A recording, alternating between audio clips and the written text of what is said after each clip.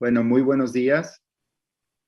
Muy buenos días a todos y a todas. Estamos aquí en la segunda jornada del coloquio del Departamento de Educación y Comunicación de la Universidad Autónoma Metropolitana Xochimilco. Y bueno, hoy tenemos el placer de contar con la presencia de la doctora María del Carmen de la Pesa Casares, que nos va a compartir una plática y después vamos a abrir a la discusión. Yo voy a moderar. Y una de las cosas que hablábamos es que como Carmen no necesita necesariamente una presentación dentro del departamento, pero como estamos transmitiendo por redes, sí me parecía importante que presentáramos de algún modo la trayectoria de la doctora Carmen de la Pesa antes de darle la palabra, ¿no? Bueno, Carmen es licenciada en Ciencias y Técnicas de la Información por la Universidad Iberoamericana de México y doctora en Filosofía por la Universidad de Loughborough en el Reino Unido, en el Departamento de Ciencias Sociales y en el área de Comunicación y Estudios Culturales.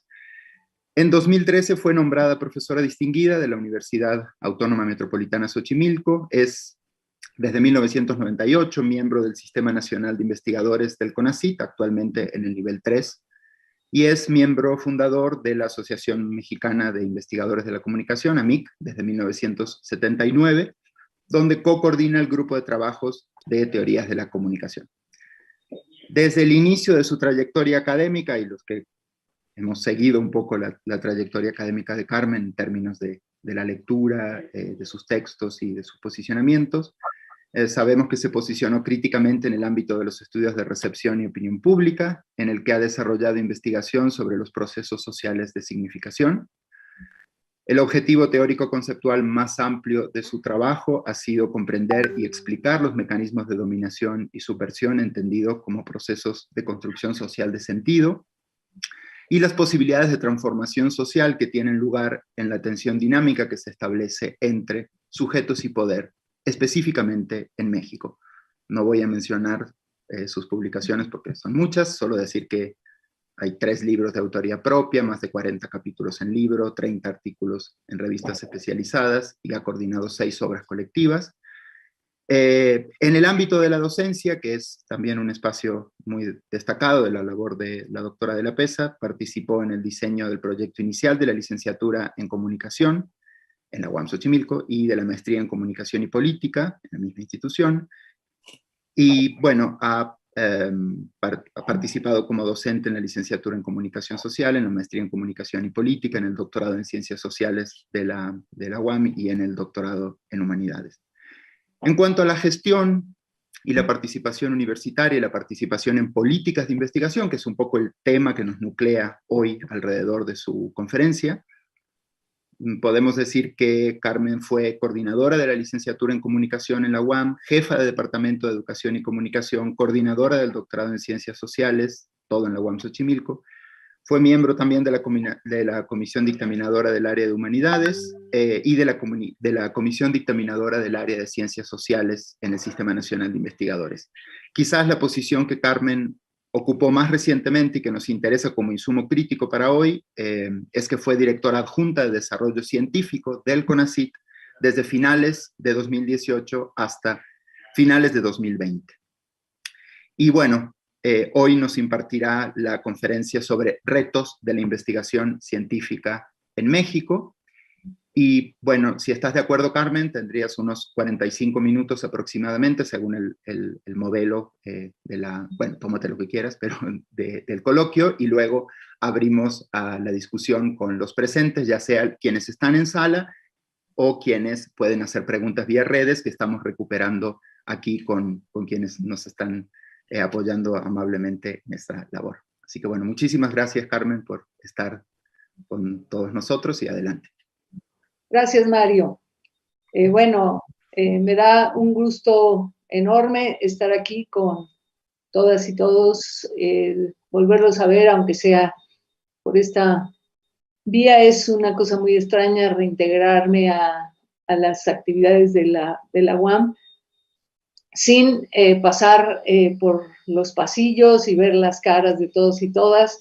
Es realmente una situación muy extraña, pero espero que pronto podamos volvernos a encontrar cara a cara sin mediaciones tecnológicas. Bueno, entonces, si quieren empezar a pasar la presentación. Bueno, en este siguiente, por favor. La idea, respondiendo un poco a la invitación, quisiera presentarles a ustedes el trabajo de una breve síntesis de un trabajo de diagnóstico que hicimos en el Consejo y que creo que nos da una visión pues global, general, de lo que significa el desarrollo de la investigación científica y de el crecimiento de la comunidad académica en el país como resultado de las políticas de los últimos 35, 40 años y que requieren pues dar un paso más hacia adelante, ¿no? Los temas que voy a abordar es el crecimiento y consolidación de la comunidad científica a través del Sistema Nacional de Investigadores y del Programa Nacional de Posgrado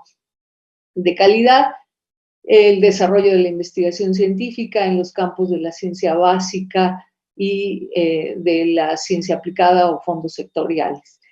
Estos dos últimos puntos serán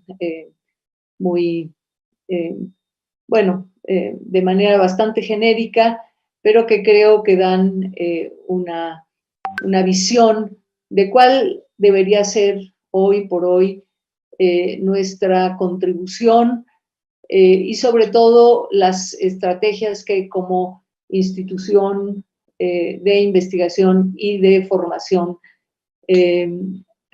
podemos desarrollar. En la siguiente, por favor.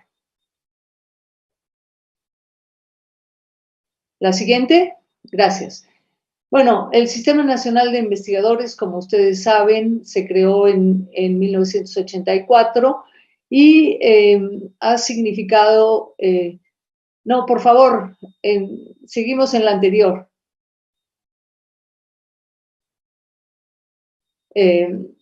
No. Ahí, ya. Bueno, en 1984, como ustedes saben, se creó el Sistema Nacional de Investigadores, que ha tenido un ritmo de crecimiento del 7% del promedio anual, cosa que pues es muy loable. Sin embargo, el sistema, si bien contribuyó a mejorar las condiciones de vida de los investigadores por medio del estímulo económico y la evaluación individual, esto generó un sistema de pagos a la productividad con un efecto concomitante de precarización salarial, pero dentro de la otra cara del sistema fue la posibilidad de evaluar el trabajo científico y de mostrar a la comunidad académica pues, ciertas orientaciones hacia dónde dirigir la investigación. Esto fue muy importante porque puso a la comunidad científica mexicana en un nivel de competencia internacional a partir de ciertos criterios de valoración del trabajo académico. Sin embargo, también favoreció la competencia, el trabajo individual y la jerarquización y exclusión de un sector importante de académicas y académicos. En la actualidad, solo el 40% de los investigadores del país pertenecen al Sistema Nacional de Investigadores. Siguiente, por favor. Bueno, la composición del SNI, según su distribución por nivel y por género y por región, muestra desequilibrios bastante importantes. La mayoría de las y los investigadores están en una etapa incipiente o inicial de su crecimiento académico, según los criterios de evaluación.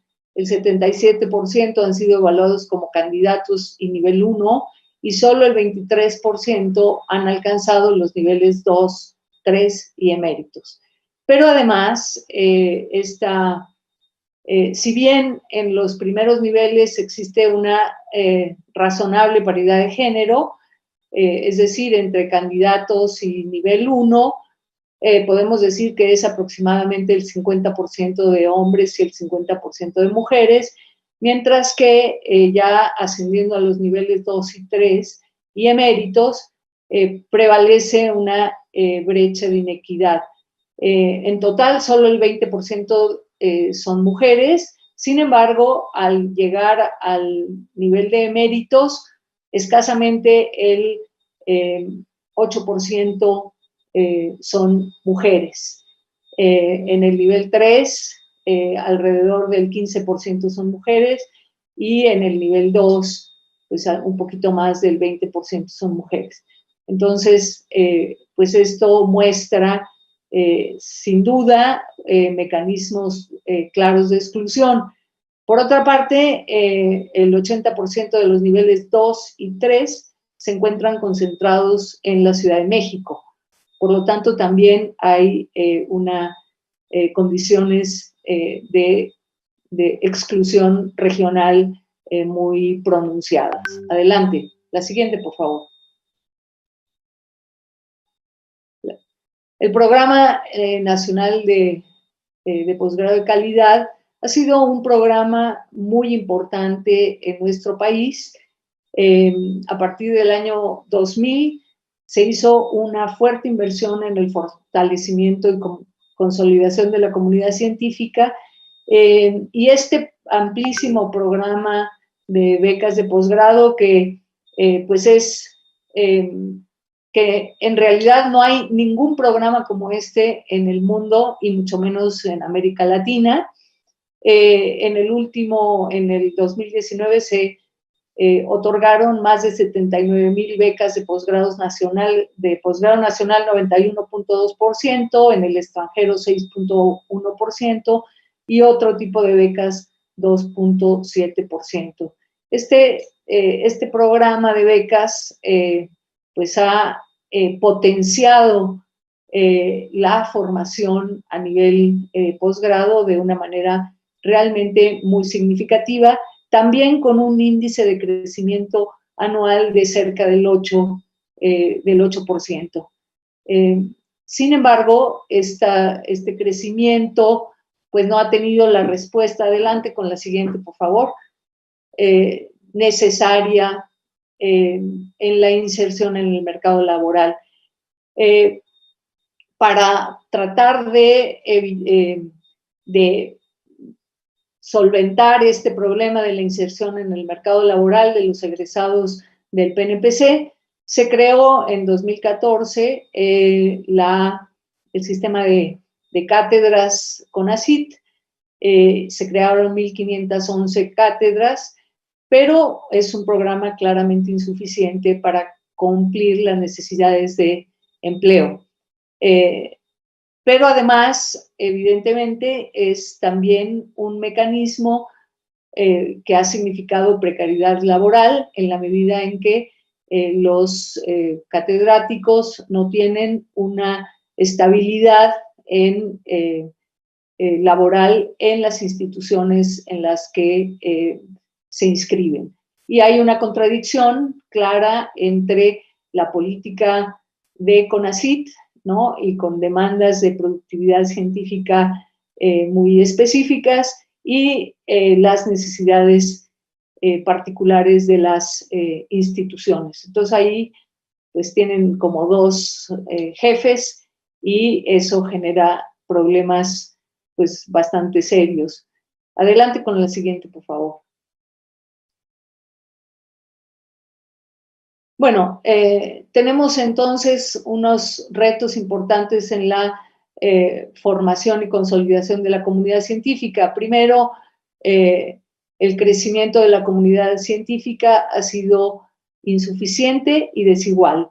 Es decir, igual volvemos al tema de que la concentración se da pues en ciertas ciudades importantes y hay un descuido pues de las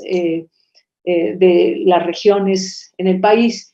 El país cuenta hoy con 0.7 investigadores por cada 1,000 habitantes del PEA, muy por debajo del promedio de la OCDE.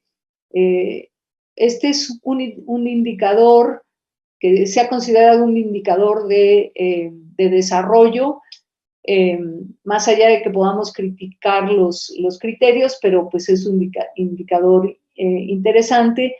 En este indicador, por ejemplo, Corea, que en los últimos 50 años despegó económicamente de una manera muy significativa, tiene 13 investigadores por cada 1,000 habitantes.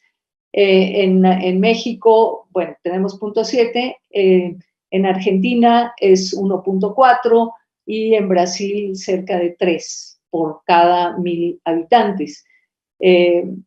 México reporta altos índices de migración al extranjero de trabajadores altamente calificados que no encontraron trabajo en el país. Es decir, que de los más de 35,000 doctores que pertenecen al Sistema Nacional de Investigadores, hay más de 55,000 doctores formados con recursos del Estado mexicano que trabajan hoy fuera del país, principalmente en Estados Unidos y en Europa, porque no han encontrado un trabajo adecuado a su formación en nuestro país. Adelante, por favor. La siguiente. Bueno, la siguiente, por favor. Bueno, en relación con la investigación, la demanda el crecimiento de la demanda de proyectos de investigación en el CONACYT, pues ha sido muy clara, ¿no? En este cuadro mostramos los años del 2013 al 2018. Como ustedes pueden ver, ha habido un crecimiento de la demanda de proyectos de investigación. En el último año, en el 2019, la demanda creció de 4,959 a más de 8,000 solicitudes de proyectos. Este crecimiento de la demanda para financiamiento de proyectos de investigación, la mayoría de los proyectos que hasta ahora se habían financiado eran proyectos individuales. Como pueden ver, los proyectos de grupo fueron solo el 6%. Y además, pues hay una inestabilidad en el financiamiento. Los proyectos de continuidad solo fueron el 4%. Podemos esta gráfica y la siguiente, adelante por favor, estas son de ciencia básica y estos son de problemas nacionales, ¿no? Mucho menos proyectos que solicitaron en relación con problemas nacionales, pero igualmente aquí hay un incremento del porcentaje de proyectos grupales, pero de todos modos pues son muy bajo el trabajo que se realiza grupalmente.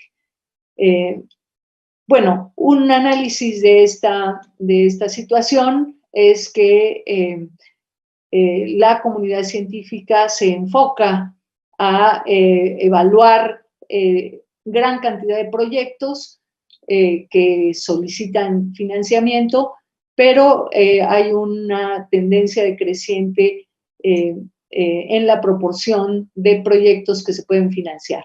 Es decir, que crece el número de proyectos individuales que se presentan y la proporción y la posibilidad de financiamiento de esos proyectos, pues de todos los que se evalúan, escasamente el 10% son financiados.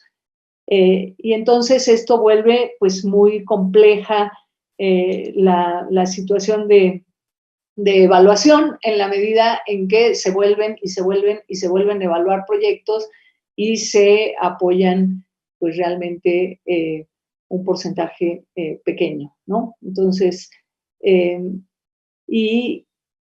bueno, el reto, si podemos ver más adelante, la siguiente, por favor. Los retos en términos de la investigación, en primer lugar, pues la investigación, los recursos para la investigación se han visto pulverizados en múltiples proyectos individuales y por otra parte, pues estos proyectos en general no han tenido un impacto significativo en el desarrollo del país. De acuerdo, este también es un indicador pues no suficientemente potente, pero pues son los indicadores que hay, que de acuerdo con los datos de la Organización Mundial de Propiedad Intelectual de 2013 a 2018, México ganó 7 lugares en el Índice Global de Innovación. Sin embargo, en el mismo periodo perdió 16 lugares en materia de eficiencia. Bueno, uno de los indicadores, uno de los indicadores que se han evaluado en relación con la investigación ha sido fundamentalmente la publicación en revistas con factor de impacto, revistas internacionales con factor de impacto. Y la evaluación ha estado centrada y favorecido pues el trabajo individual. Ya sabemos, ¿no?, las políticas de investigación, bueno, los criterios de evaluación de las revistas internacionales pues se enfocan a ciertos temas, a ciertas de interés global, y además, pues evidentemente, estas políticas tuvieron un lado pues muy positivo en el sentido de poner a la comunidad académica, a la comunidad científica a nivel de estándares internacionales. Sin embargo, pues esto ha afectado a las revistas nacionales, ¿no?, porque han perdido la posibilidad de obtener a los mejores investigadores porque pierden interés en publicar en las revistas nacionales. También se ha perdido el interés por atender problemas pues que afectan a la realidad de nuestro país. La siguiente, por favor. Algunas propuestas o líneas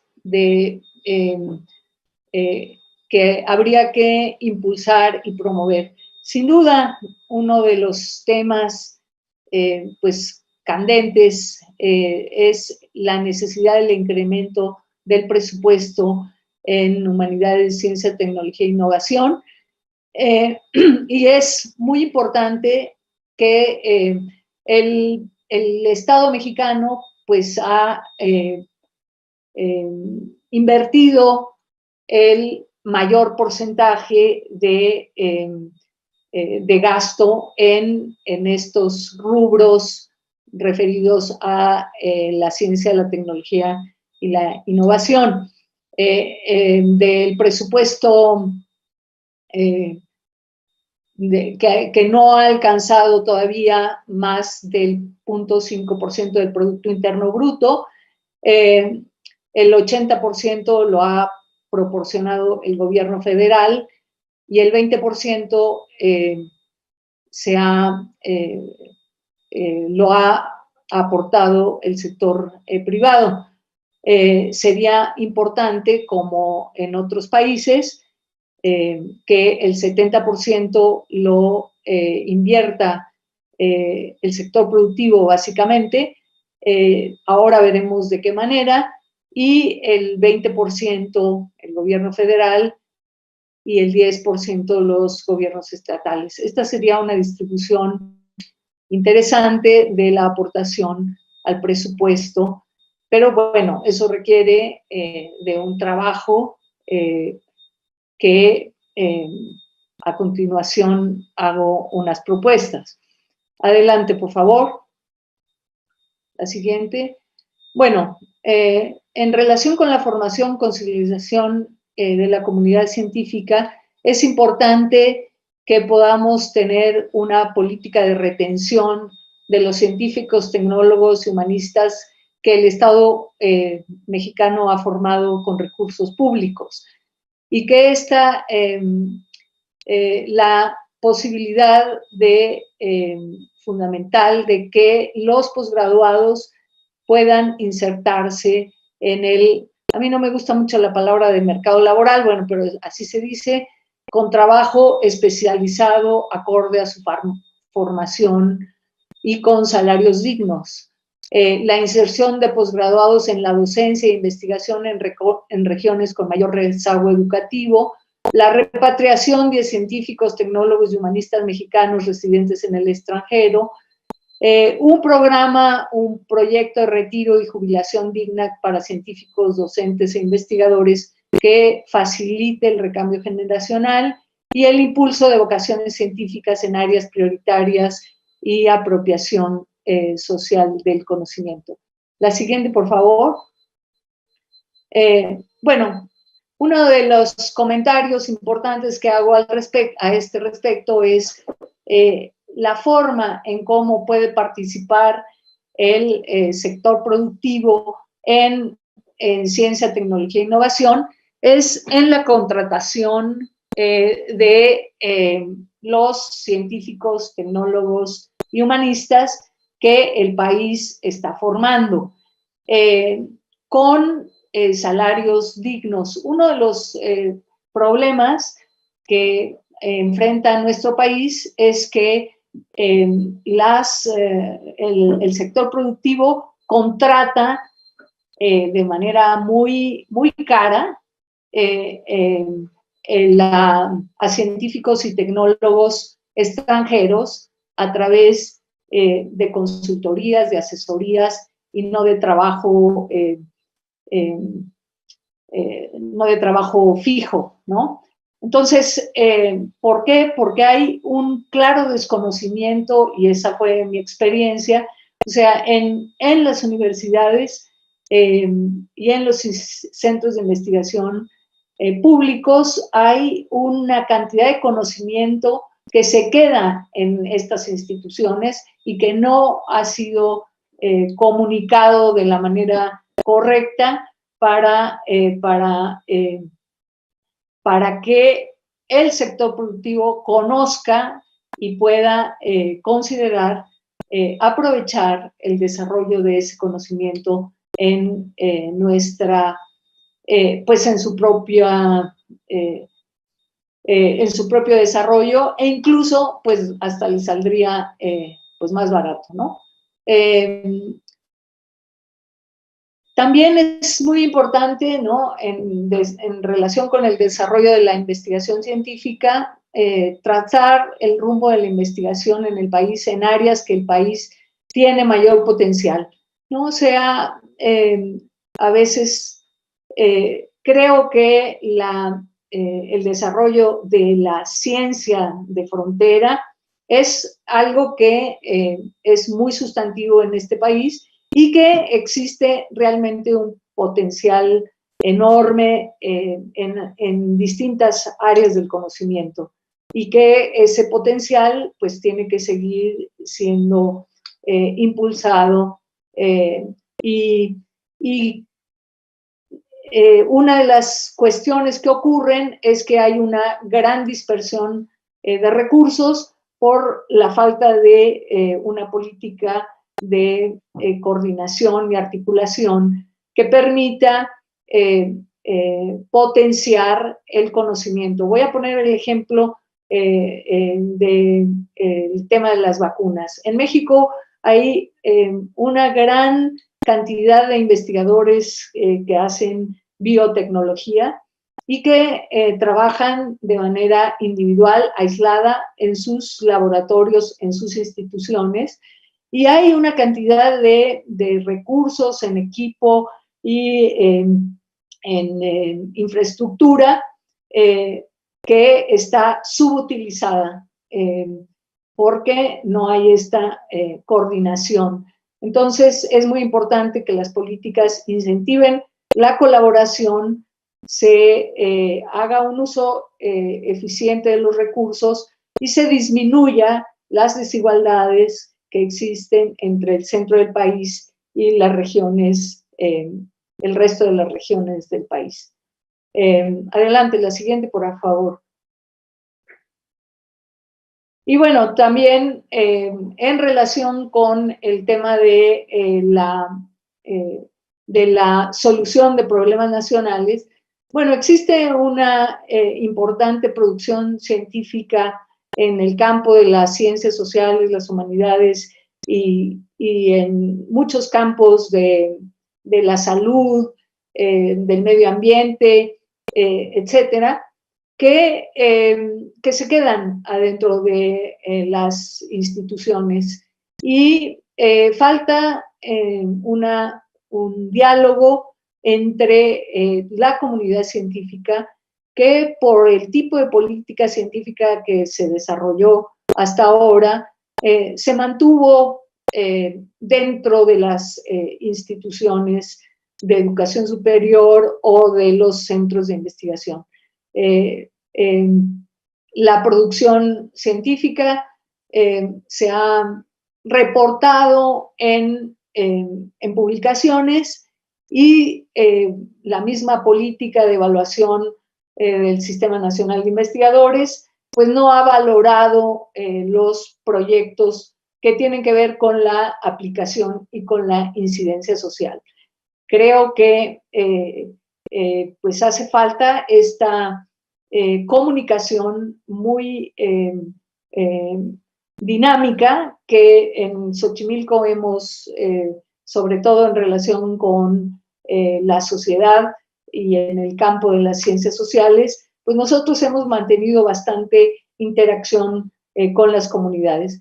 Pero creo que falta una comunicación también intensa para que el conocimiento que se produce en las instituciones sea aprovechado tanto por el sector productivo como por quienes están a cargo de las políticas públicas. Creo que nuestra visión de la difusión tiene que superar la idea de que lo aproveche a quien le pueda interesar, o sea, así como una especie de difusión de masas, hacia una comunicación mucho más efectiva y personal con las instancias tanto del Estado como de la sociedad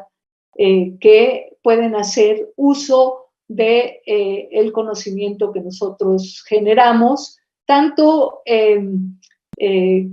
a través de los estudiantes que formamos, de nuestros egresados, para que se inscriban en fuentes de trabajo pues realmente de calidad y también para que los conocimientos que generamos tengan una aplicación directa en las políticas públicas y en las organizaciones laborales. La siguiente, por favor. ¿Sí?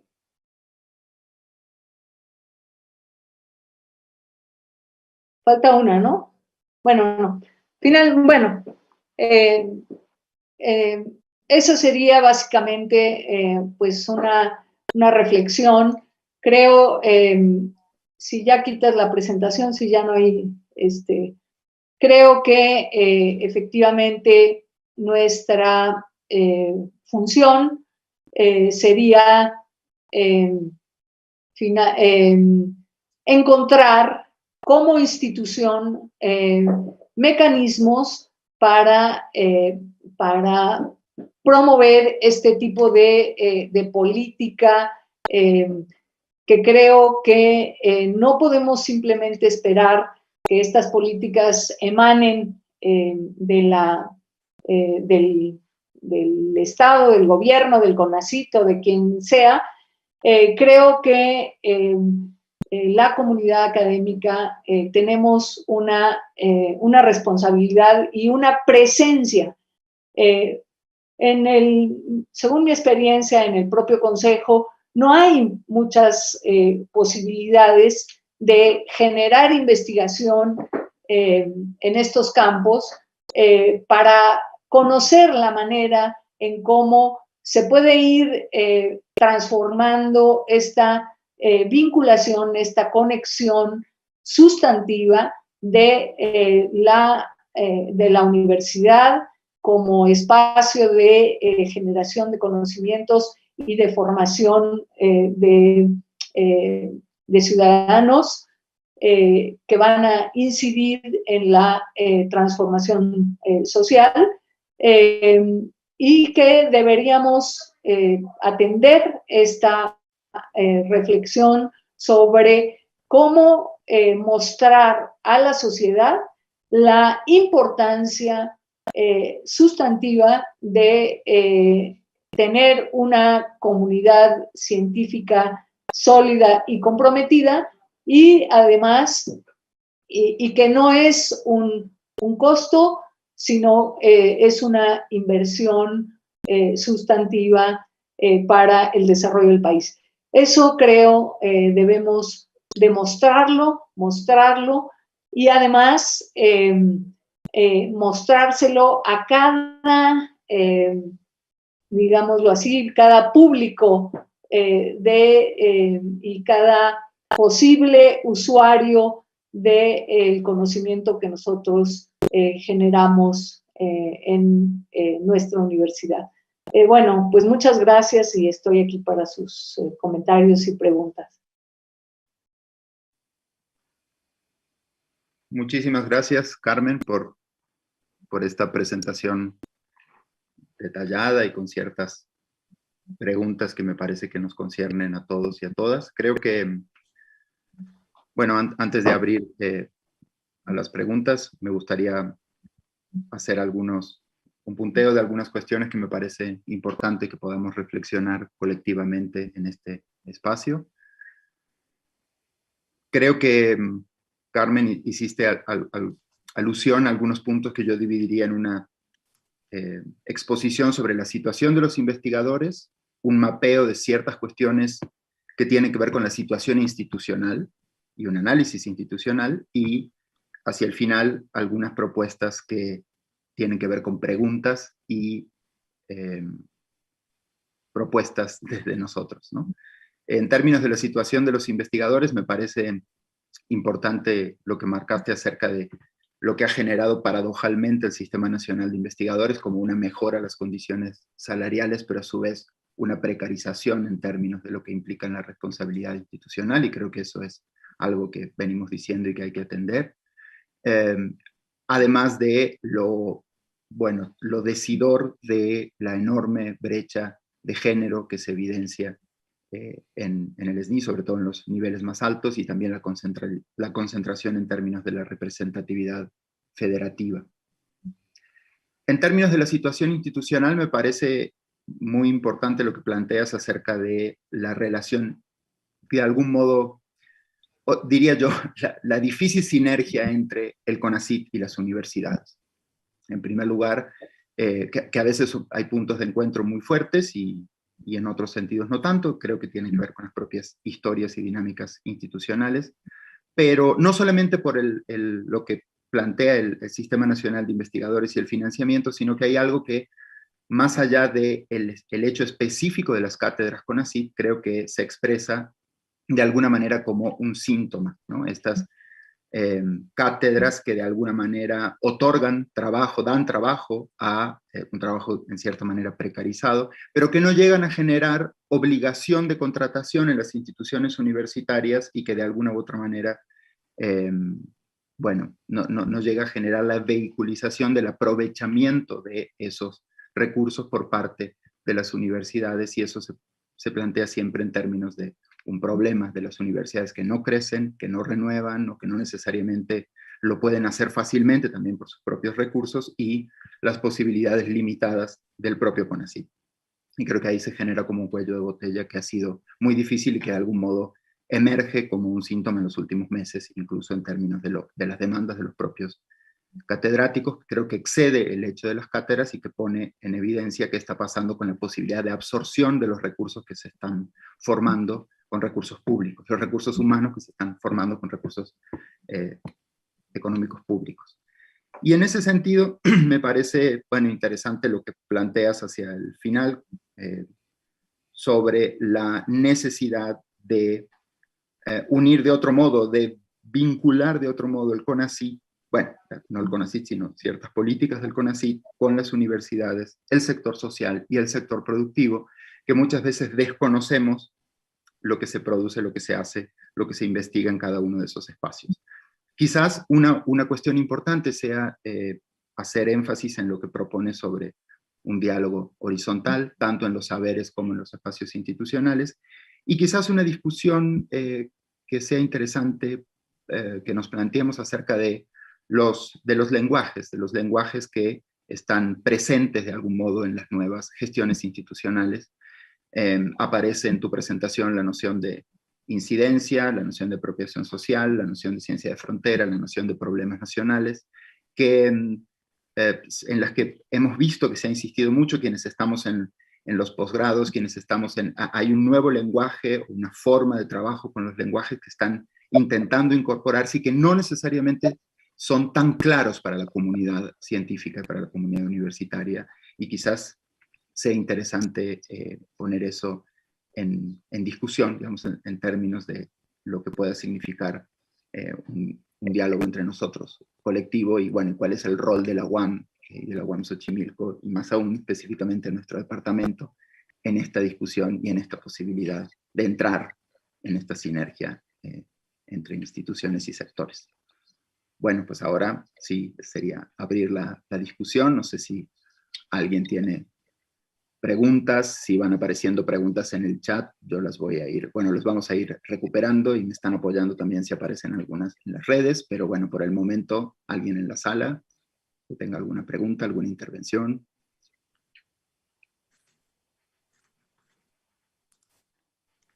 La doctora Claudia Salazar. Adelante, Claudia. Buenos días a todas y a todos. Muchas gracias, Carmen, por esta presentación, esta conferencia tan importante para ubicarnos en el contexto del país con el tema de la investigación. Yo quisiera que abundaras un poco respecto del tema de la repatriación de nuestros investigadores formados con recursos nacionales en universidades en el extranjero, porque ciertamente da la impresión de que México ha venido subsidiando la formación de investigadores altamente capacitados que se desempeñan fuera del país. Gracias.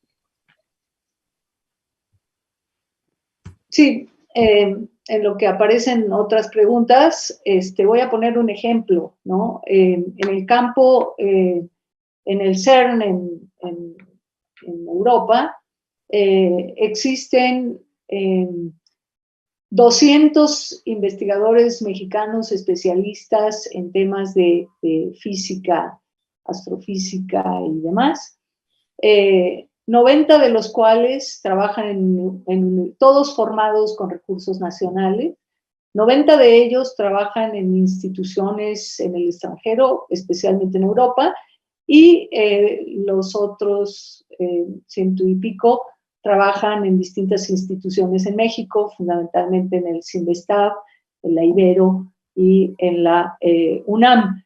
Estos investigadores son de altísimo nivel, solo para decir que uno de los elementos sustantivos de la infraestructura del equipo del CERN fue creado, inventado por un investigador mexicano. Nada de esa... México paga al CERN el espacio de investigación como laboratorio para estos investigadores y los investigadores publican en publicaciones internacionales, pero de este conocimiento no hay nada que regrese a nuestro país. Y yo planteaba esto a las autoridades del CERN, y dice, bueno, es que toda la tecnología que se desarrolla para estas investigaciones de punta, ¿no? Es investigación que después se aplica en el desarrollo tecnológico nacional, pues en toda Europa. Entonces, nosotros no tenemos ese regreso, digamos, de este conocimiento científico de alto nivel que después se regrese de alguna manera en el desarrollo tecnológico del país. Es nada más un ejemplo, ¿no? Ahora, hay un problema muy serio porque los mexicanos no pueden regresar a México porque no encuentran, las empresas mexicanas no contratan a científicos y tecnólogos de alto nivel. Y bueno, el Estado mexicano ya no tiene capacidad para seguir aumentando, porque falta el número de plazas, ¿no?, que se requieren para recibir a estos investigadores. Hace falta como un circuito, un mecanismo en donde exista una mayor participación del sector productivo en el desarrollo científico, por ejemplo, en la contratación de tecnólogos para mejorar la producción y evitar la contaminación ambiental. Y eso pues no existe. ¿Por qué? Porque tampoco existe una ley que obligue o que castigue suficientemente para evitar la contaminación ambiental. Entonces, son circuitos que están interrumpidos y que son espacios de trabajo y de investigación de las universidades que serían muy importantes. Muchas gracias, Carmen. Bueno, tenemos 3 intervenciones que creo que podemos, 4 ahora, que creo que podemos juntarlas. Hay 2 preguntas en el chat que te voy a leer, Carmen. Una es de Margarita Reina, que pregunta, ¿estos 200 investigadores podrían tener posibilidades de tener trabajo en los institutos de investigación que tenemos? ¿Tenemos forma de darles condiciones para su desarrollo? Bueno, quizás un poco lo contestaste recién, pero Tatiana Sorokina nos pregunta, dice, mi pregunta va a la inversa, ¿los especialistas extranjeros en México, SNI? Sí. O sea, no entendí bien, pero... están Arnulfo de Santiago y Margarita Cires, que si te parece, así recopilamos estas 4 intervenciones, luego respondes y si hay más, seguimos. ¿Está bien para ti, Carmen? Sí, perfecto. Ok, Arnulfo, entonces, adelante. Muchísimas gracias, es un gusto enorme podernos reunir, vernos como comunidad. Supongo que también en la dinámica de preguntas influye que no estamos presencialmente, porque si no yo creo que habría mucha más actividad. Carmen, también creo que abres la oportunidad con tu presentación de llevar a una comunidad como esta a cuestiones que son de mucho interés y que merecen ser abordadas. Yo lo voy a hacer por una vez de manera personal, digamos, planteando mi caso, en el sentido primero de que yo no necesité mucho esfuerzo para repatriarme.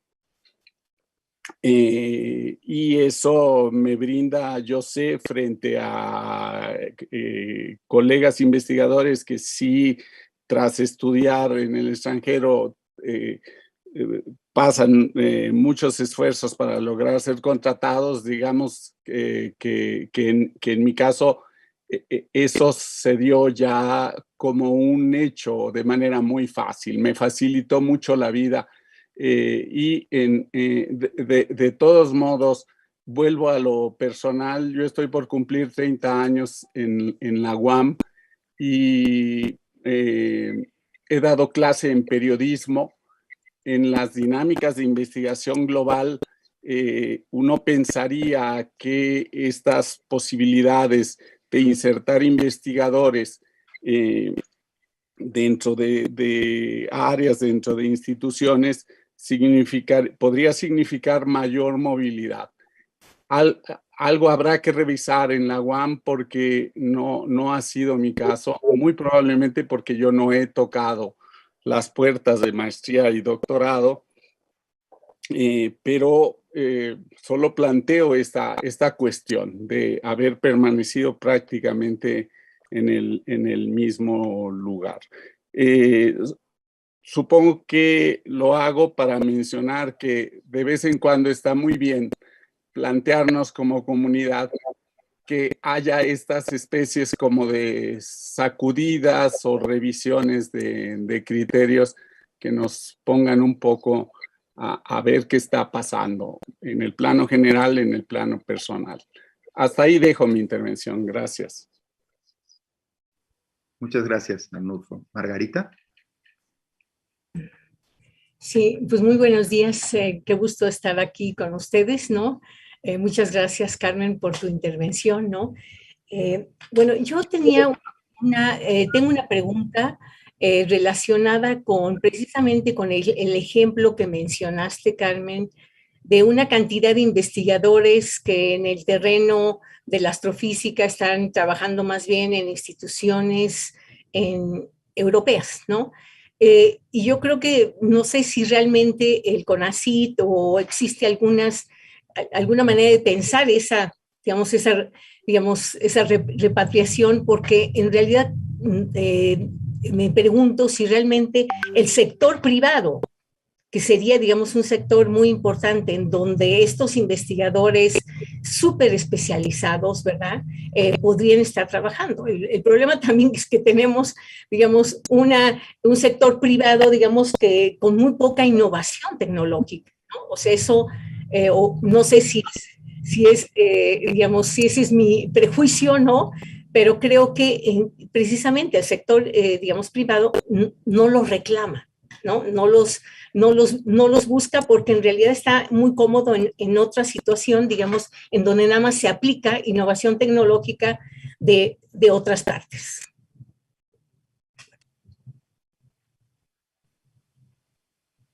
Carmen, tienes la palabra. Bueno, justo creo que, primero, no existen fuentes de trabajo para estos investigadores en esta dinámica de el libre mercado y de que cada quien, aquí hacemos nosotros esto y los otros que sepan, que vengan y que busquen lo que hacemos para luego a ver si lo pueden aplicar en sus empresas, ¿no? O sea, esta lógica de que cada quien hace lo suyo y lo manda al universo a ver si alguien lo agarra, ¿no? Pues es una lógica que no está funcionando para nuestro país, ¿no? O sea, por eso la importancia del énfasis que yo estoy poniendo es la conexión. Lo que yo pude percibir es que el conocimiento que se produce en este país, en las instituciones, es el secreto mejor guardado. Las empresas no saben. Digo, no sé si solo sabiendo, pero las empresas no saben lo que existe en el país, ¿no? No hay una política de nuestras instituciones de conexión de conexión importante y sustantiva con los destinatarios posibles de nuestro trabajo, ¿no? Que son tanto el sector, bueno, voy a poner otro ejemplo. El sector público tiene una gran potencialidad porque hace compras al extranjero, ¿no? El volumen de compras del Estado mexicano es inmenso. Y muchas de estas cosas que se compran en el extranjero.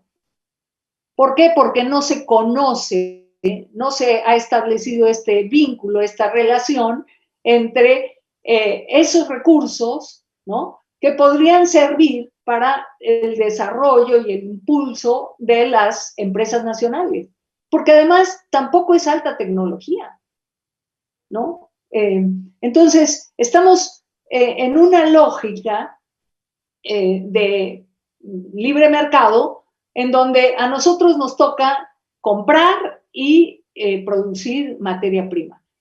Y no hemos buscado la manera de revertir esta lógica cuando, voy a poner otro ejemplo, estuve en San Luis Potosí, en un instituto de física, y con material de la tlapalería hicieron un equipo que en el extranjero les habría costado millones de euros a cientos de pesos. O sea, esa tecnología, esa capacidad para desarrollar tecnología, ¿no? Que a lo mejor no se puede convertir en una fábrica de máquinas de ese tipo, pero que podría dar soluciones tecnológicas concretas a empresas concretas. Pero no sabemos nada, no sabemos de quiénes, qué capacidades tenemos, o sea, no sabemos nada, quiero decir, fuera de las instituciones, no se sabe las capacidades que hay dentro de las instituciones. Y esto es una responsabilidad de nuestras instituciones. Entonces, creo que pensar en esos mecanismos, porque si vemos nada más como un requisito, la incidencia, la vinculación, no, es una cosa que sería importantísima para nosotros.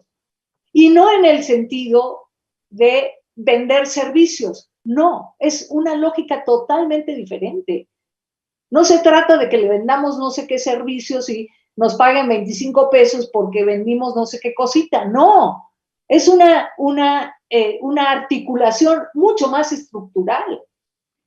Es mucho más importante poder insertar a nuestros egresados en el aparato productivo y en el aparato gubernamental, y así encontrarían trabajo, ¿no? Porque no es solo la capacidad y la especialización, no solo se requiere en las universidades, que también, o sea, ahí hay sí se requieren mucho más plazas, pero necesitamos reactivar un circuito que creo que está como atorado, digamos. Yo lo pondría en esos términos. Entonces, ahora, la pregunta de Tatiana de los extranjeros en México, la verdad no es muy significativa. El problema no es que haya trabajadores extranjeros en México. El problema es todos los mexicanos que no encuentran trabajo en México porque no existen empleos de calidad, ¿no? Ese es el problema. ¿Cómo investigamos sobre eso para romper, digamos, ese circuito que nos impone la lógica del capitalismo global, que nos toca exportar, formar a la gente y exportarla y realizar en el país trabajo puramente precario, ¿no? Pero también estamos exportando trabajadores manuales a montones, ¿no? Y ese es un problema que, bueno, que tenemos que pensar desde las instituciones. Gracias, Carmen. Tenemos una pregunta de Maggie Reina en el chat que nos pregunta, el hecho de que no se pueda recuperar este recurso humano supondría la razón que explicaría recortar recursos para formar nuevas generaciones en el extranjero? No, o sea, a ver, uno de los elementos que puse en la presentación es que México tiene 0.7 investigadores o personas formadas de alto nivel, comparado con otros países que tienen 13 por cada 1,000 habitantes, por ejemplo, ¿no?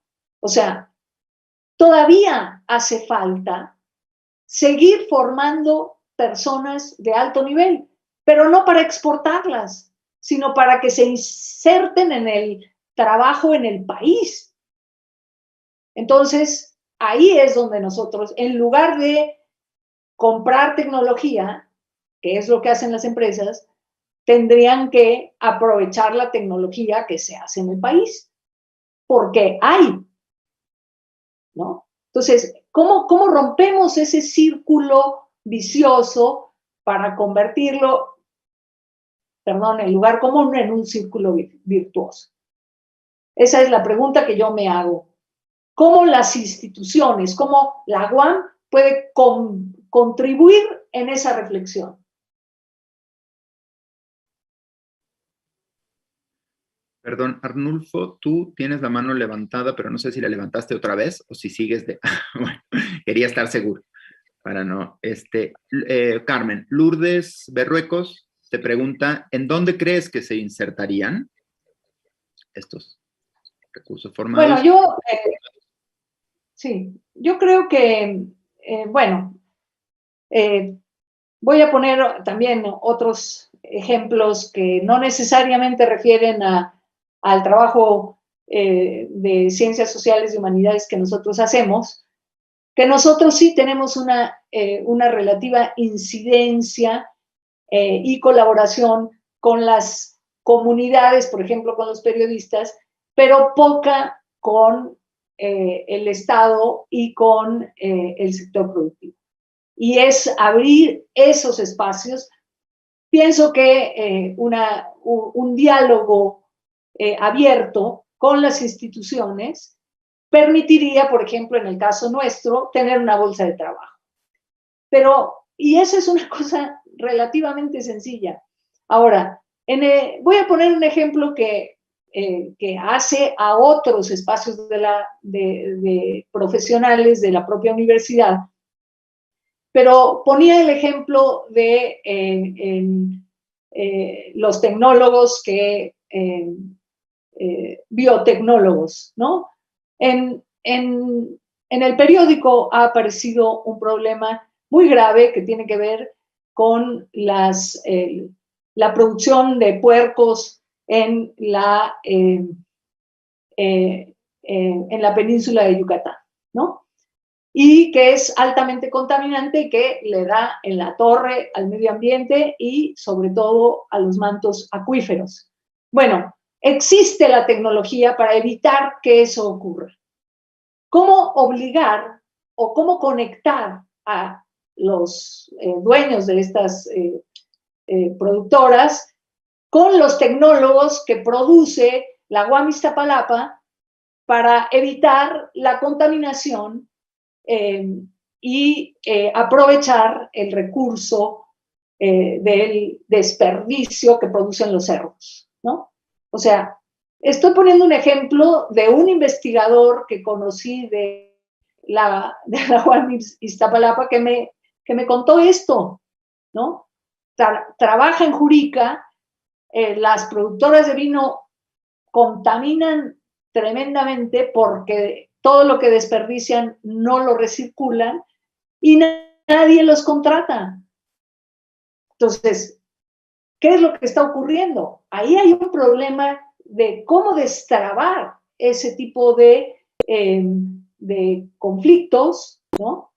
Por eso digo que se requiere un diálogo horizontal entre los interesados para destrabar esos conflictos y ver la conveniencia, ¿no?, para todos de mejorar las condiciones de la producción sin dañar el medio ambiente, etcétera, ¿no? Entonces, bueno, pongo ejemplos de cosas que vi, ¿no?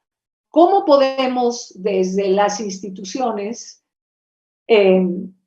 porque parte de nuestra tarea es pensar, o digamos nuestra tarea fundamental es pensar, cómo resolver estos cuellos de botella, estos nudos de una cosa que es fundamental para nosotros, que es nuestra tarea? ¿Cómo hacer que la sociedad comprenda, ¿no?, que lo que nosotros hacemos, que es producción de conocimiento, es útil para la sociedad? Es útil para la sociedad, es útil para sus bolsillos, pongámonos en términos totalmente utilitarios y materialistas, ¿no? Gracias, Carmen. Bueno, ahora sí hay tres solicitudes de intervención. Si te parece, las recogemos como recién las tres y estarían primero Claudia Salazar, luego Alberto Padilla y al final Roberto Manero. Claudia, adelante. Gracias. Primero, yo quisiera volver a ese punto 7% por 7 por 1000, este punto 7 por 1000 investigadores en el país, y conectarlo con esto que estás planteando ahora, Carmen, porque yo quisiera conocer tu reflexión en términos de la ausencia de una política de fomento a la ciencia y a la tecnología, y estrictamente a la investigación en términos nacionales en este momento, ¿no? A mí me parece que ahí estamos enfrentando una situación muy delicada y que para estas conexiones que tú sugieres, que me parece muy interesante, que ciertamente ahí tenemos todos un papel que jugar en términos de construir esta presencia de las aportaciones científicas en la escena nacional, como para empezar a articular soluciones concretas en problemas concretos. Me parece que está faltando un liderazgo que coordine una política nacional para justamente impulsar esta salida de toda la potencia creativa que tiene la ciencia, la tecnología y las humanidades en este país hacia escenarios en donde pudieran tener un impacto relevante para el país, ¿no? Entonces, no sé si te pongo en una posición incómoda, pero sí creo que estamos sintiendo, primero, la ausencia de una política clara en beneficio de la ciencia y la tecnología, una caída severa en los recursos que se le destinan a nivel financiero, y una ausencia de liderazgo para impulsar este tipo de iniciativas a las que tú haces referencia. ¿Qué opinión te merece esa circunstancia? Gracias. ¿Juntamos las intervenciones? Si te parece bien, sí. Hay No, tres, como quieras, porque yo puedo contestar también. Bueno, no me pones en ninguna circunstancia complicada. Voy a dar... yo creo que no podemos simplemente esperar que venga de fuera un liderazgo que sería deseable, ni una política que sería deseable de parte del Estado, ¿no? Yo creo que las universidades y los investigadores tenemos que tener una actuación proactiva, ¿no? ¿Por qué? Primero, el CONACYT es una estructura burocrática que para resolver las evaluaciones, recurre a la comunidad científica. O sea, somos las y los investigadores quienes participamos en la evaluación. Que por otra parte, en este momento se amplió de manera significativa a través de las comisiones dictaminadoras, en donde ya participan los SNI2, y se multiplicó de manera que se amplió la participación, ¿no? Y entonces tenemos que construir una conciencia de con qué criterios vamos a evaluarnos y vamos a promover la investigación, ¿no? Si son esos criterios que vienen de fuera, que vienen de Europa y del norte, y que favorecen esto que nos está ocurriendo, o unos criterios que favorezcan la producción intelectual local, mexicana, nuestras revistas y nuestros criterios de investigación e incidencia. Porque la comunidad científica es la que participa en esas evaluaciones. Entonces tenemos que trabajar desde ahí, es decir, de abajo para arriba. Ahora, también en el CONACYT no hay ni tiempo ni posibilidades de hacer una reflexión a fondo sobre estos temas, ¿no? Sobre estos temas donde hay investigadores que están haciendo ese tipo de investigación. Por ejemplo, en la Universidad de Zacatecas, el Centro de Estudios del Desarrollo, ¿no? Que es el que aporta estos conocimientos sobre cómo estamos exportando cerebros afuera del país, ¿no? Entonces, reconocer la condición de sujetos activos que tenemos desde las universidades para generar las estrategias y las propuestas y los diagnósticos que nos permitan, ¿no? Diseñar y ofrecer al aparato estatal soluciones a cierto tipo de problemas. Pero si nosotros los generamos y a ver si nos hacen caso, ¿no? Pero no establecemos estos intercambios necesarios, ¿no? En este momento, pues, bueno, en relación, no sé, con el tema de la salud y las vacunas, con el tema, hay miles de cosas donde hay la posibilidad de incidir de manera directa, ¿no? Porque si nada más, sí, estoy de acuerdo, nos falta liderazgo en el CONACYT, nos falta una cantidad de cosas, pero yo creo que la capacidad y las posibilidades y la libertad que tenemos en las instituciones de educación superior para pensar no se produce en esos espacios burocráticos, ¿no? Entonces, ¿cómo ofrecemos a esos espacios burocráticos insumos que sirvan para romper ciertas inercias, ¿no? Creo que hay un problema muy serio de intercambio efectivo entre quienes hacen las políticas públicas y nosotros, entre quienes están en el aparato productivo y nosotros.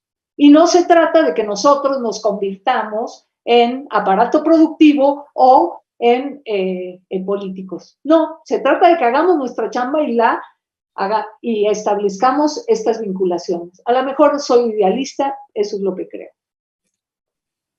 Gracias, Carmen. Bueno, tenemos todavía dos intervenciones aquí en sala y hay dos intervenciones en el chat, entonces voy a juntar estas dos preguntas aquí y luego las respondes, si te parece, Carmen, y luego vamos a las del chat para cumplir con los tiempos y poder luego pasar a la próxima etapa del coloquio.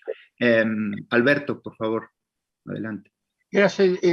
Yo pido disculpas porque no llegué, llegué prácticamente al término de tu exposición, pero no sé, hay algo que me preocupa y no sé si es un tema de la conferencia, pero concretamente en la UAM, el problema de la eficiencia terminal del posgrado. Es decir, se beca a muchos alumnos y finalmente o tarda mucho en recibirse o no se recibe nunca. Y por otro lado también los que se van hacia el extranjero y regresan y jamás terminan su posgrado, sobre todo el doctorado. No sé si tengas algún dato sobre esto o rebasa pues lo que tú has planteado, es decir, porque yo entiendo y me parece extraordinariamente necesaria este planteamiento donde habría que incluir pues empresarios, instituciones de todo tipo de investigación en todas partes y que hay una falta de conexión me parece importantísimo, pero bueno, también hay esta problemática que son muchos recursos. A nosotros con mucha frecuencia nos mandaba llamadas y nos decía, bueno, ¿qué pasó con los que se tenían que recibir? Porque a mi Hacienda me está reclamando. ¿Dónde están los doctorados? ¿Dónde están los maestrantes, no? Que han terminado. No sé si sepas, o conozcas la temática o no, o a lo mejor no es, digamos, propio de esta conferencia, disculpa. Te agradecería si tienes algún dato. Gracias. Gracias, Alberto. Roberto, por favor, adelante. Sí, antes que nada, pues un abrazo a Carmen, qué gusto volverte a tener por acá y un saludo a todos ustedes. Mi intervención va en otro sentido, va en el sentido de pensar si todas estas características, toda esta caracterización que hiciste de las faltas o de los problemas que padece la investigación científica, la comunidad científica en el país, no, digamos, son planteamientos que me parece que dejan entre paréntesis una situación. Primero, la forma de hacer ciencia, ¿no? Hay muchas ciencias, hay muchas maneras de hacer ciencia, y de todas esas, solo algunas son reconocidas, ¿no? No lo digo yo.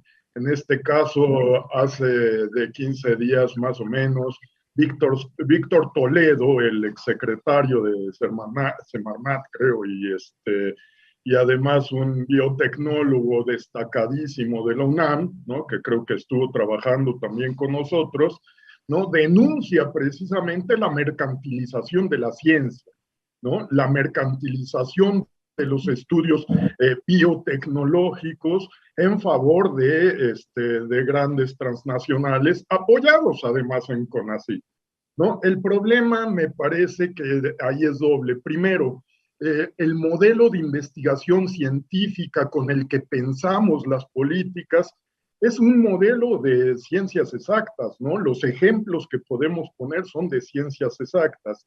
Y de cierta manera resulta difícil reconocer en todos estos discursos la heterogeneidad entre las ciencias exactas, las ciencias sociales, las humanidades o incluso los procedimientos de creación artística. La desconexión, me parece, no es solamente resultado de algún círculo vicioso y cosas por el estilo, sino es resultado mucho más inmanente a las formas de hacer ciencia, ¿no? Que son formas de hacer ciencia totalmente desconectadas de las instituciones y de las diferentes, digamos, formas sociales concretas en el país. El segundo aspecto que me parece que siempre queda también muy en suspenso es esto que llamamos la comunidad científica, que, bueno, había que ver qué tanto es comunidad, ¿no? Porque yo más bien lo que veo son grupos enfrentados entre sí, son heterogeneidades que cada vez se empujan más lejos, ¿no?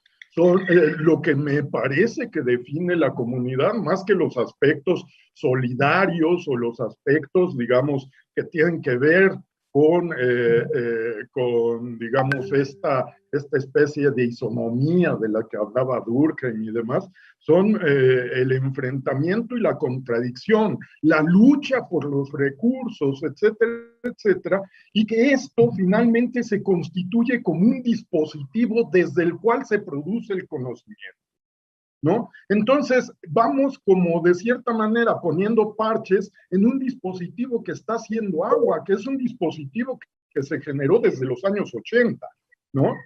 Mi pregunta tendría que ver si no debiéramos atacar mucho más frontalmente todas estas lógicas del dispositivo, las lógicas de competencia, las lógicas, digamos, de arrebatamiento de los recursos, en donde pues, lo que sucede es que las tendencias más fuertes son las que se llevan siempre los recursos, las tendencias marginales o emergentes, etcétera, etcétera, que resultan ser en todo caso las más innovadoras, son las que siempre están fuera del recurso. Todas estas cuestiones, además, habían sido señaladas al CONACYT. Por ejemplo, hay un artículo de Salvador Malo, que fue uno de los creadores del SNI, ¿no? Todas estas cuestiones fueron advertidas desde los años 80, ¿no? Y sin embargo, parece que existe, más allá de las políticas puntuales, sectoriales, etcétera, etcétera, lo que existe es precisamente una especie, digamos, de política de defensa de un dispositivo que es el que está produciendo todos estos efectos, ¿no? En realidad, más que una pregunta, se trata de una reflexión en la cual me interesaría conocer a partir justamente de tus experiencias en CONACYT, cuáles son tus puntos de vista al respecto. Te lo agradezco mucho, Carmen. Gracias. Adelante, Carmen. Bueno, coincido en mucho, aunque creo que justamente en esta nueva gestión, con todas las críticas que yo tengo en cuestiones muy concretas, se está produciendo una transformación. Primero, la inclusión en el título del Consejo Nacional de Humanidades, Ciencia y Tecnología. Segundo, justamente una de las políticas contra las cuales se está tratando de trabajar es esta visión, digamos, de libre mercado que ha generado la segmentación y la competencia feroz por una búsqueda, y ahí había otra pregunta en el chat, una búsqueda de promover a través del estilo de convocatorias, ¿no?, el trabajo colectivo. O sea, si ustedes se fijan en las nuevas convocatorias, tanto de ciencia de frontera como de los programas nacionales estratégicos, están orientados a la conformación de grupos de investigación que sean incluyentes, es decir, que sean incluyentes en los distintos aspectos de estos elementos de diagnósticos que se dieron, ¿no? O sea, que no sean las instituciones de siempre las que absorban todos los recursos, que exista una colaboración y una inclusión y un liderazgo desde las distintas instituciones regionales, que exista una devolución del conocimiento a los intereses de las comunidades y sobre todo en los programas nacionales estratégicos, que exista un equipo colaborativo con las comunidades. O sea, hay toda una política que incluye estas críticas y esta reflexión. No es fácil porque, como tú dices, la comunidad, bueno, yo creo que la comunidad todas las comunidades se caracterizan por el disenso, no necesariamente por el consenso. Entonces, sí hay una discusión muy fuerte interna, incluso para la elaboración de los criterios de evaluación, ¿no? O sea, sí existe esa, pero en eso es donde como comunidad académica tenemos que participar en esa discusión ampliada, por ejemplo, sobre los criterios de evaluación, porque lo que marca una política es con qué criterios te van a evaluar, ¿no? Y entonces ahí es donde tenemos como comunidad científica, como comunidad académica, digámoslo así mejor, tenemos que participar en esas discusiones y generarlas para alimentar. Y luego, ¿por qué? Porque los miembros del SNI, y ahora ya no solo del SNI, son los que evalúan los programas de posgrado, los programas de los proyectos de investigación. Somos nosotros mismos los que evaluamos. Entonces, ¿quiénes son esos nosotros mismos? ¿Cómo hacemos para que esos nosotros mismos, ¿no? Lleguemos pongamos sobre la mesa estas discusiones y las llevemos y logremos, ¿no? Cambiar esta visión teniendo en claro, ¿no? ¿Cuáles son los resultados de la política? Estamos formando gente, fantástico. El programa nacional, el programa de posgrado iniciado gracias a la iniciativa de Julio Rubio, ¿no? Fue muy exitoso, nada más que ahora estamos exportando cerebros. ¿Cómo corregimos eso? ¿No? Entonces, creo que hay un diálogo y una posibilidad de nuestras autoridades, ¿no? Y en cada uno de los niveles, de establecer esta vinculación para que no sea que la política nos llega de afuera, de arriba hacia abajo, y estamos acá inermes sin poder hacer nada. Yo sí creo que se puede hacer mucho y creo que se puede hacer más, incluso desde la institución que desde el CONACYT. Más allá de que efectivamente nos afecta seriamente, pues no sé, la definición del presupuesto. Pero ahí, ¿quién va a ir a disputar y en qué foros y de qué manera? Y cómo dialogar con la Secretaría de Hacienda para mostrar la importancia en la lógica de lo que a ellos les importa, ¿no? La importancia de poner ciertos recursos en ciertos lugares para que eso mejore las condiciones del país. Entonces, bueno, más allá de que estoy totalmente de acuerdo con tu análisis, creo que más allá del análisis es cómo remontamos porque efectivamente, ¿no? Ahí estuvo Toledo, hizo lo que pudo y luego se salió porque la tensión y la lucha dentro de los espacios de ejercicio del poder es brutal.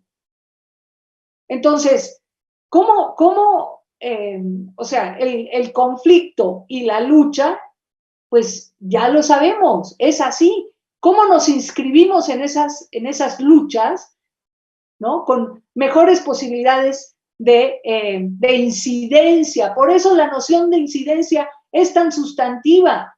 ¿Cómo hacemos ver a la sociedad, ¿no? Que es una cosa muy amplia, que la utilidad, digamos, del pensamiento crítico, del desarrollo y la creación de conocimiento? ¿Cómo hacemos para que el conocimiento que se genera en las universidades no sea un secreto? Esa es mi pregunta sustantiva.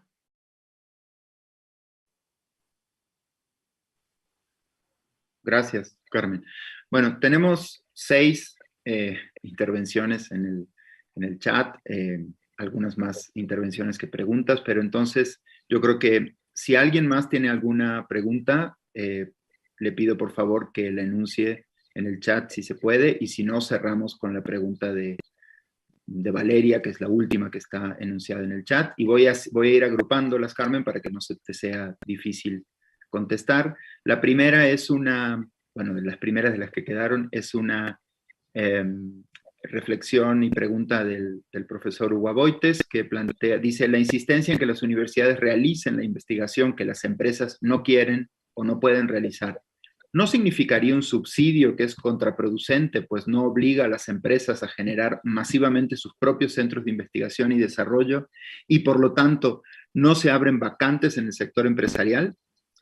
Y la profesora Elsie MacPhail dice: bueno, bienvenida Carmen, e introduce una pregunta sobre el recambio generacional al que hiciste alusión en tu presentación, en tu conferencia, y dice: bueno, el programa de jubilación que instituyó la UAM y que benefició a 50 colegas fue cancelado de manera ilegal por la propia institución debido a la reducción presupuestal a la que fueron sometidas las universidades, sin que la UAM buscara otras alternativas.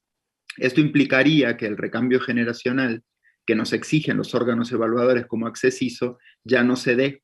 Y tampoco sabemos qué fue de esas 50 plazas. ¿Se habrían tasajeado como planteó Gustavo Leiva? Bueno, no sé, Carmen, si quieres responder primero estas dos. A ver, en relación con lo que dice Hugo, pues justamente lo que estoy proponiendo, ¿no? Es no subsidiar a las empresas, sino por el contrario, nosotros como institución estamos formando gente. Lo que necesitamos es que las empresas las contraten. Pero tenemos que encontrar un mecanismo para hacer, para romper, digamos, esta lógica en donde el Estado es el Estado proveedor y provee la educación y provee esto y provee lo otro y financia a todo mundo, y los únicos no beneficiados, bueno, lo que ha ocurrido, y por ejemplo el FOBAPROA, es como el Estado financia a las empresas y al pueblo que se lo lleve, ya saben quién. Entonces, ¿cómo rompemos eso? ¿Cómo ofrecemos desde nuestra reflexión y nuestro trabajo vías para romper ese dinamismo? ¿No? Bueno, esa es una cuestión. De hecho, pues en la Secretaría del Bienestar, o como se llame, ¿no? Hay una parte donde están trabajando sobre la economía social, ¿no? Y ahí podríamos establecer una conexión con esas instancias para ver cómo es esto de la generación de un mecanismo distinto de proceso productivo que incorpore el conocimiento, por ejemplo, ¿no? Creo que nuestra función es diagnosticar los problemas, pero también proponer alternativas de solución. Por eso la necesidad no solo de diagnóstico, sino de programas de incidencia. Y eso es muy distinta a esta política que hay hoy en el CONACYT, con todas las críticas que yo pueda tener de otras cosas, que la que venía ocurriendo hasta ahora. Bueno, ¿cuál era la otra pregunta, perdón? Sobre las jubilaciones, bueno, el recambio generacional y lo que pasó. Bueno, o sea, creo que efectivamente tenemos, a ver, hay una negociación siempre muy puntual entre las instituciones, la Secretaría de Hacienda, como para generar la posibilidad de un programa de jubilación. Lo que falta en este país, ¿no? Y que creo que la Secretaría de Hacienda no tiene la manera de investigar, ¿no? ¿Cómo hacerle para que exista una viabilidad en el recambio, generacional, ¿no? Entonces, estamos al día, ¿no? Y en las universidades habría la capacidad, los recursos, la capacidad instalada para investigar estrategias que dinamicen ese circuito. Yo creo que existen esas posibilidades y que tendríamos que tener como grupos de investigación que existen en otras latitudes, ¿no? Donde se piense en estos problemas y se piense en esas soluciones, que como hay una pregunta por ahí, dice, ¿no será que hay un problema cultural? No, yo creo que hay un problema de planeación estratégica en este país. Ese es el problema sustantivo. No es porque somos más tontos, no es porque somos más retrógradas, no es porque somos más nada, ¿no? Es porque no hay un mecanismo claro de planeación estratégica donde si mueves una pieza, ¿cómo mueves la otra para que esa pieza embone adecuadamente? Si formas gente y no piensas en dónde los vas a ubicar, pues no quiere decir que no los tengas que formar, ¿no? O sea, porque claro, la solución más fácil es decir, bueno, ya no formemos gente porque no tenemos que chambararle, ¿no? Como ese sentido común de para qué estamos formando universitarios que después van a conducir taxis. Pues, ¿cómo le hacemos para que esos universitarios que formamos no tengan que autocontratarse con un taxi?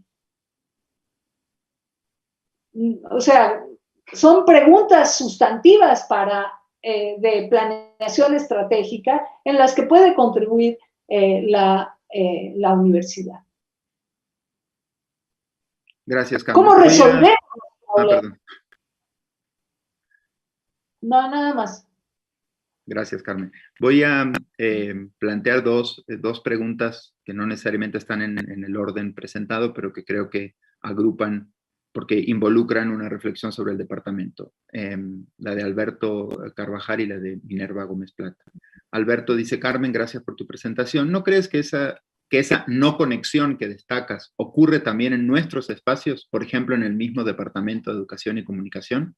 Así pareciera que practicamos lo que llaman Miranda Fricker, ignorancia activa. ¿No practicamos entre nosotros un no diálogo de nuestra praxis? Y Minerva dice, gracias Carmen por estas reflexiones. Mencionaste en tu presentación un porcentaje alto de investigaciones individuales y un porcentaje menor de proyectos colectivos. ¿Cómo establecer o fortalecer los proyectos colectivos? Siendo un asunto que también vivimos en el Departamento de Educación y Comunicación, ¿no sería importante promover una mayor inclusión de nuestros estudiantes en los proyectos de investigación, por ejemplo? Bueno, creo que efectivamente,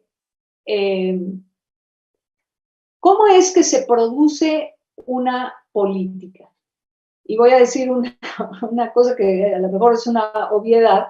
Si tú pones la zanahoria en el lado de sálvese quien pueda y cada quien con sus propios recursos compita con los demás para alcanzar una posición y trabaja individualmente, pues la gente trabaja individualmente. Entonces, acá es muy importante recuperar y valorar institucionalmente y también en las políticas de evaluación externas el trabajo colectivo.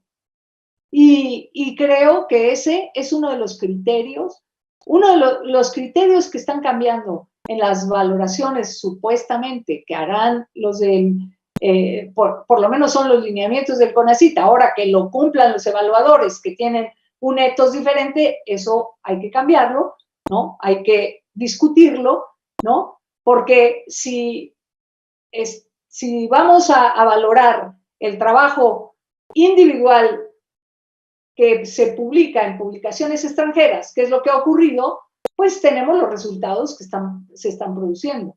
Ahora, en los nuevos criterios para aprobación de proyectos de investigación del CONACYT, se está valorando el trabajo interinstitucional, el trabajo colectivo y la incidencia.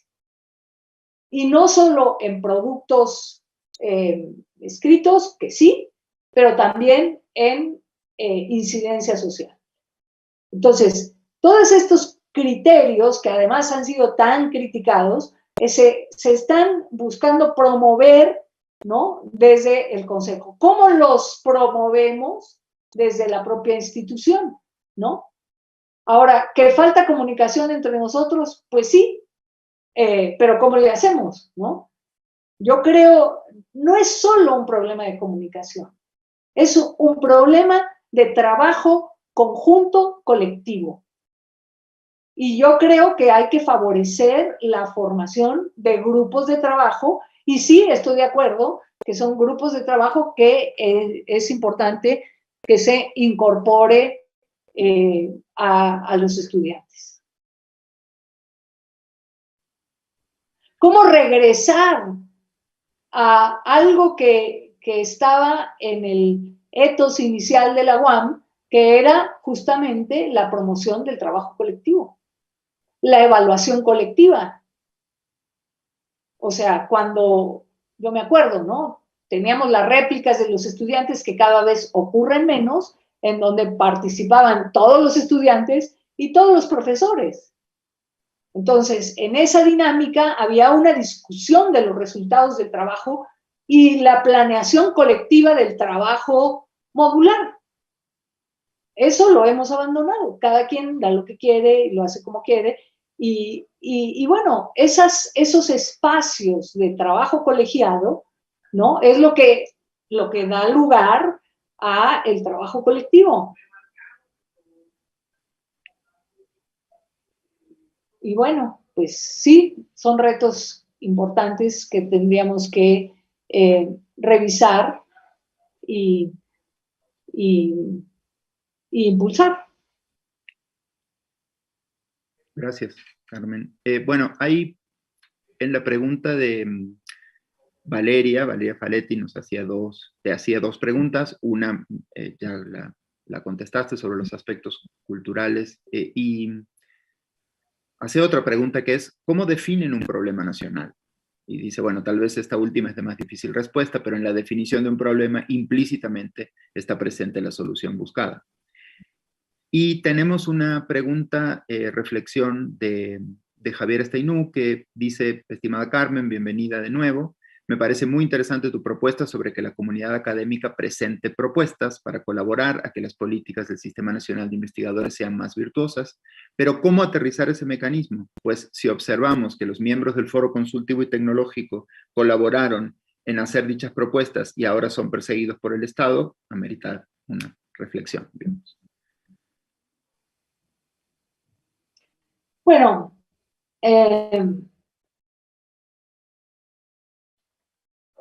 hay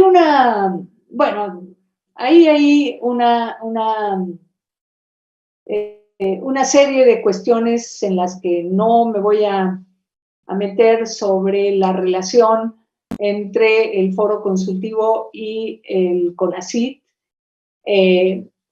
y la discusión sobre las políticas.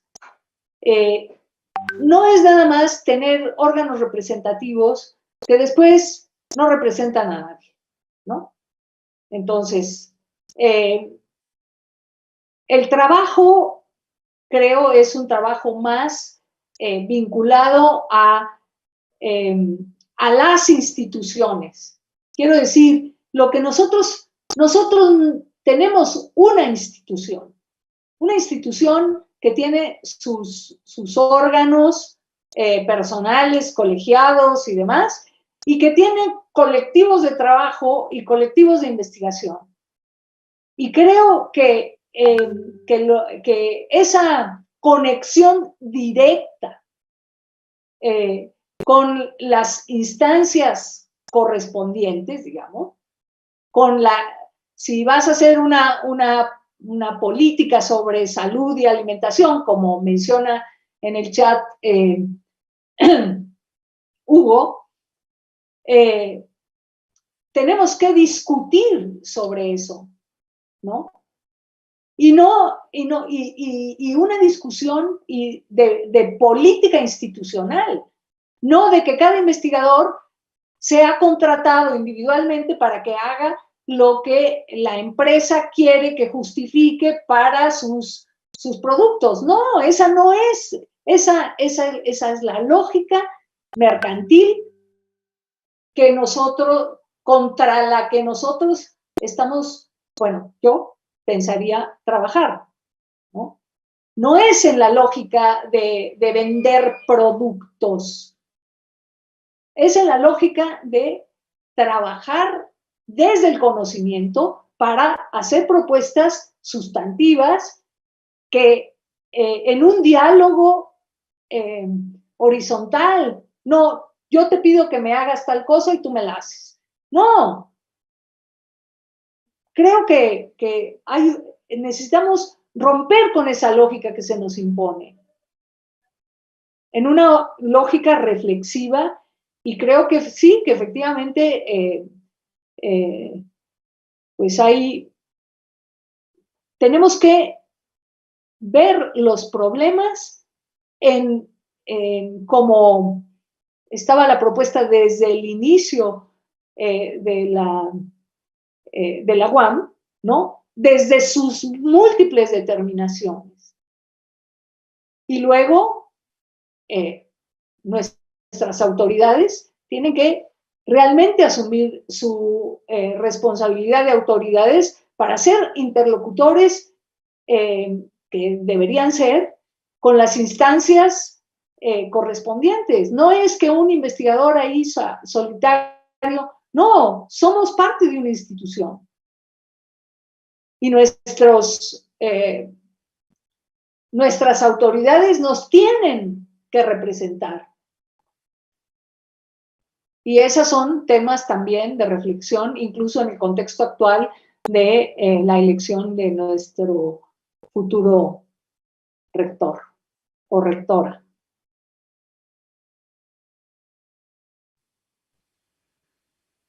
Gracias, Carmen. Bueno, creo que esto que planteas al último se vincula con la reflexión hay dos reflexiones, bueno, hay varias, pero en el chat, una de Tatiana, que se hace eco de algunas preguntas de Roberto Manero, sobre la perspectiva humanista, y plantea que puede hacer la universidad en el sentido de que no se trata solamente de vender o promover insumos, sino de un cambio de mayor nivel sobre conciencia, principios humanos, etcétera. ¿Con qué tipo y con qué generación de profesores necesitaríamos para poder afrontar un nuevo paradigma de ese estilo?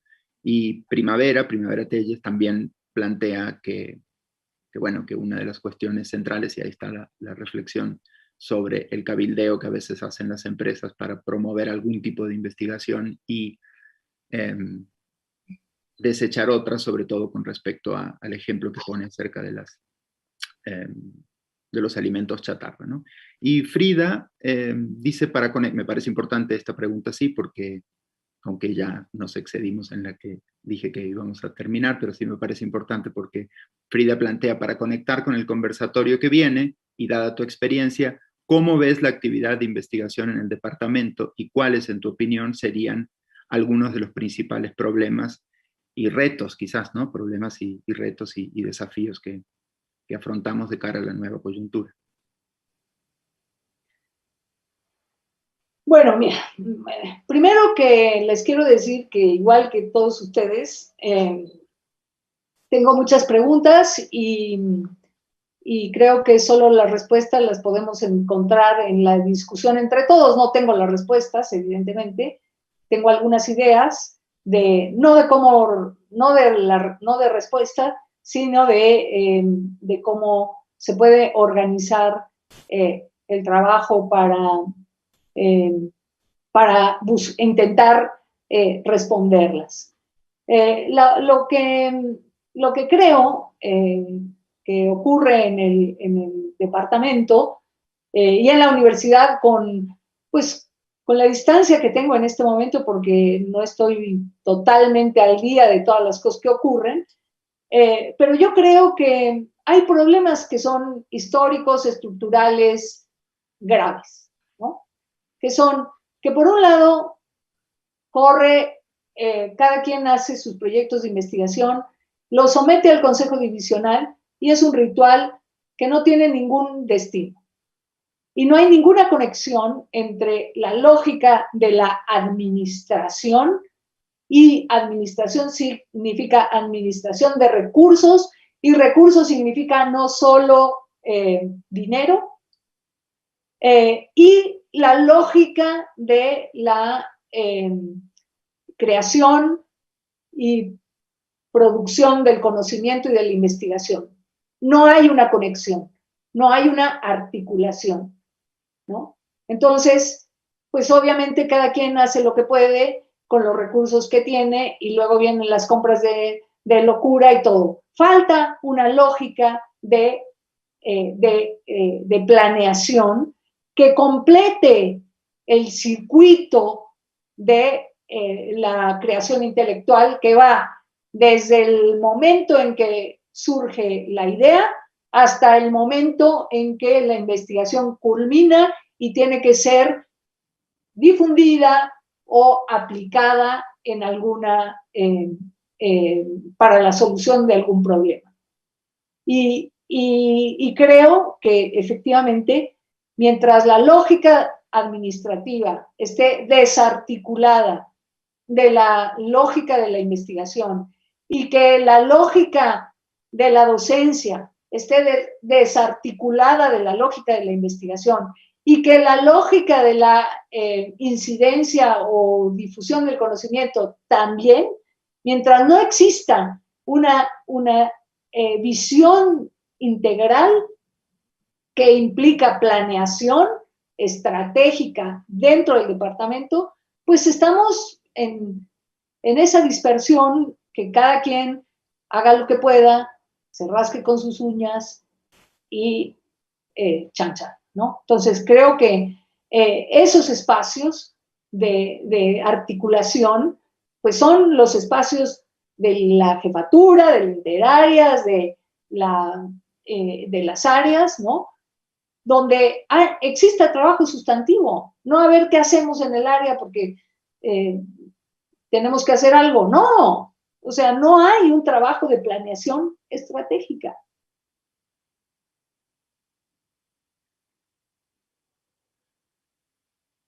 Bueno, muchas gracias, Carmen. Hay dos reflexiones que se pueden leer en el chat, más una de Primavera Teles, que me parece que apunta un poco a complementar algunas de las cuestiones que planteas, Carmen, aquí, que sobre la fortaleza que implica el sistema modular en la UAM para construir comunidad, investigación en comunidad,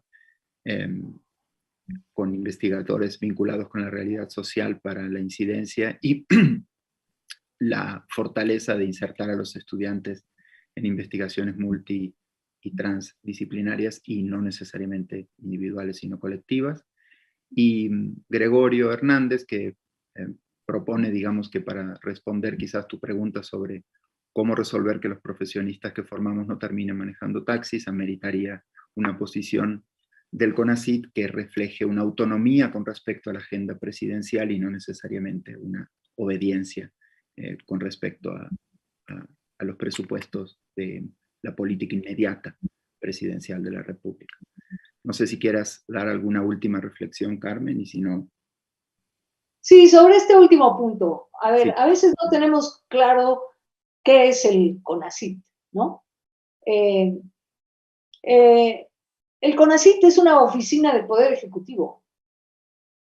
Entonces, a veces tenemos que tener como los pies puestos en la tierra para ver justamente cómo podemos, cuál es el papel de cada una de las instancias, ¿no? Entonces, y además no es nuevo esto. O sea, siempre el sistema del CONACYT existe el Plan Nacional de Desarrollo del presidente y subordinado al Plan Nacional de Desarrollo está el PECITI, que se llama, que es el Plan Estratégico de bla, bla, bla, el proyecto de ciencia, tecnología e innovación, que está subordinado y que sí tiene una serie de líneas muy distintas, ¿no? Que sería bueno, se los voy a compartir para que vean y puedan comparar incluso el PECITI de antes y el de ahora. Y cómo hay líneas que son estratégicas interesantes. Y luego viene, como siempre, igual que en la UAM, ¿no? La hora de repartir el presupuesto. La Secretaría de Hacienda, más allá de los programas que existan, porque se supone que todo se organiza por programas, ya sabemos que no, y se reparten bolsas. Y las bolsas se reparten en función del dinero que hay y de las necesidades que hay y de la capacidad de discusión, de pleito y la jerarquía en esas discusiones de las distintas secretarías de Estado, por decirlo así, ¿no? Hoy por hoy, evidentemente, los recursos más importantes están yendo a los programas sociales del gobierno. Podemos estar de acuerdo, en desacuerdo, lo que sea, pero tenemos que ver cuáles son las diferencias de una política anterior respecto de la política actual y las posibilidades y los lugares desde donde se gestan o se articulan o con quién tenemos que dialogar para incidir en esas políticas, ¿no? Entonces, a veces no tenemos así como una nebulosa y no sabemos, ¿no? Cómo se dan esas relaciones dentro de la burocracia, ¿no? La prioridad hoy está, evidentemente, en la Secretaría de Salud y no me parece inadecuado. Y hay recursos limitados. ¿Y cómo se reparten esos recursos? Por eso digo, ¿cómo convencemos al Estado de la importancia de invertir recursos en ciencias, humanidades y tecnologías? Y esa sí es una responsabilidad nuestra y no del CONACYT. También del CONACYT, pero no nada más. Bueno, creo que he hablado de más. Muchísimas gracias, Carmen. Creo que fue muy nutrida la participación y la reflexión de todos y de todas. Y muchísimas gracias a todas y todos los presentes, quienes están aquí en sala y quienes nos acompañaron en redes sociales.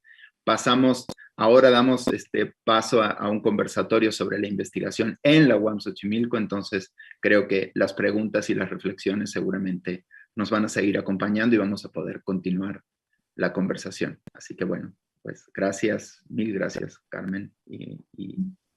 Gracias a todas y todos.